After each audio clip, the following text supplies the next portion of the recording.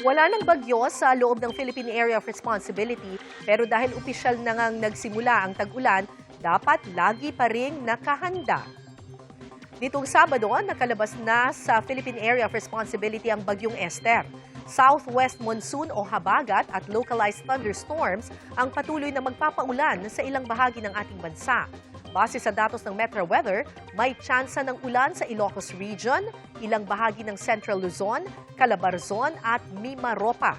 Posibleng maulit yan sa hapon at kasama na rin sa posibleng makaranas ng ulan ng ilang bahagi ng Visayas. Para naman sa mga taga Mindanao, bukod sa aftershocks mula sa magnitude 7.8 na lindol, maging alerto sa posibleng pag-ulan bukas. Pwede yang maulit sa susunod na 2 araw. Madalas sa ibandang hapon nararanasan ang mataas na tsansa ng ulan. May malalakas ding buhos ng ulan na pwedeng magpabaha o magdulot ng landslide. Samantala, sa Metro Manila, nananatili rin ang posibilidad ng localized thunderstorms. Kaya sa mga may pasok bukas, huwag kalimutang magdala ng payo.